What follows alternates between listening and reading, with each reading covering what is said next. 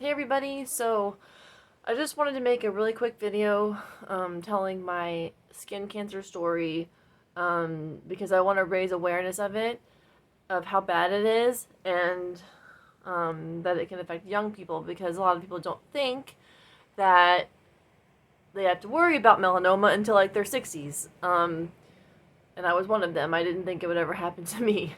So,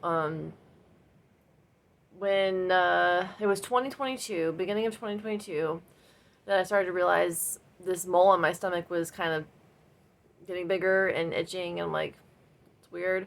I looked up pictures and it looked like melanoma. So I was like, okay, I should probably just get this checked. Well, when I went in, she looked at it and she's like, yeah, this looks like melanoma, um, but we're going to test just to make sure. So she removed the mole and they went, they sent it out for testing, and I got a call like a week later. And she's like, it is melanoma. And when I heard that word, I just like couldn't even listen to what she was saying. She was like rambling on about, what was going to happen next. And I was just like totally like not even able to hear her. It was like the movies where you see someone in shock and like, it's just like, wah, wah, wah, wah. You don't really hear.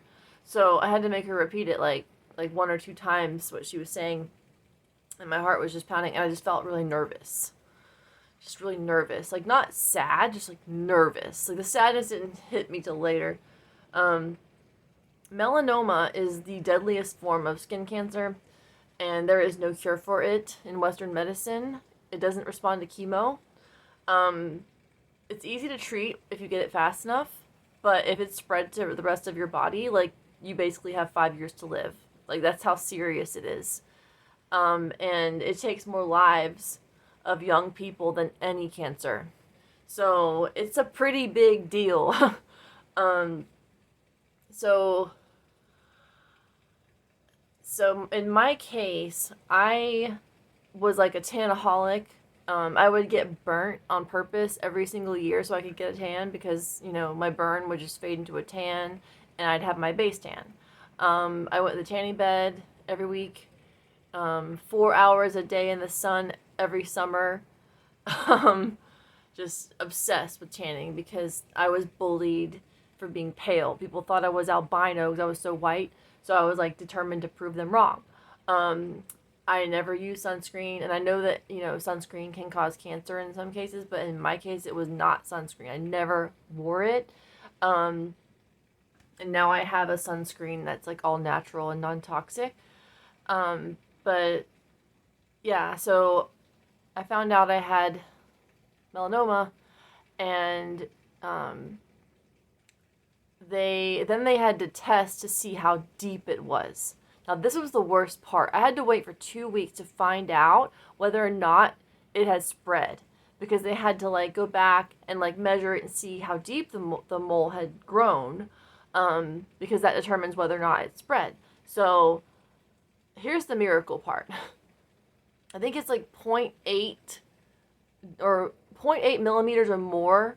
They consider it, high risk for spreading. Mine was like point 0.7, like 0.1 millimeters away from needing super invasive procedures because it has spread at that point. So they just did the surgery where they just cut off my skin and sew it up, and they cut like 4 or 4.5 inches of my skin, like all of my skin down to the fat, off like a diamond shape, and then sewed it together with stitches, and oh gosh, that was like one of the worst things I ever had to go through. They inject you with the numbing stuff, which is so painful. Like, it burns like crazy, and then it makes you shake. So I was laying there shaking while they're, doing this surgery, and I started to feel the surgery a few times. So they had to keep, injecting me with the numbing stuff, and it was just awful. So anyway, they sewed me up. I got this huge keloid scar because I found out I get keloids, which is unusual because I'm pale. Um, but I also had an allergic reaction to the stitches, which was fun for like 2 weeks or whatever. I had to have the stitches in, and because I was so thin at the time, when they sewed my stomach up, I couldn't stand. Like, I couldn't stand all the way up for a while. They also did a surgery on my other mole that I got removed, which was abnormal. I've had like, I think 8 biopsies now, and half of them came back bad. Um, so I'm a high risk for more melanomas because I've already had one. Once you've had one, you're more likely to have multiples. So not only that, once it started to heal, another mole grew right on the incision, like right there where the other mole was.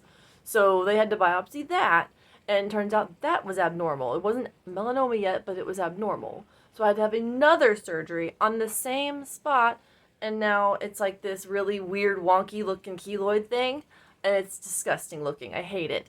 I'm putting iodine on my scars to try to flatten them out because I heard that can help with the keloids. Also taking iodine internally because I'm like deficient, and it's going to help a lot of my issues. I probably will see a lot of benefits with my skin too, preventing future cancer. So anyway, that's another video, but I just wanted to tell that story. I hope I didn't forget anything. I'm trying to make it quick. I know, you know, y'all have a lot going on right now, so don't want to take a lot of your time, but please share this if you know anyone that can benefit from it. I will put the link to the natural sunscreen I have down below in the description. But also I want to say I don't believe that getting sun is bad. I think we need sun. We need vitamin D. But getting burnt a lot isn't good. You do need to get some sun, but don't fry yourself in it. You know, that is not good. And don't trust the sunless tanners, the you know, the lotions that make you look tan, because they have DH, what is it, I can't remember the name, but it has something in it that is bad, of course. So, yeah, I just wanted to put that out there. If you have any questions, let me know in the comments, and I'd be happy to answer them. And just take care of yourself. Like I said, you never expect it to happen to you. All right, God bless.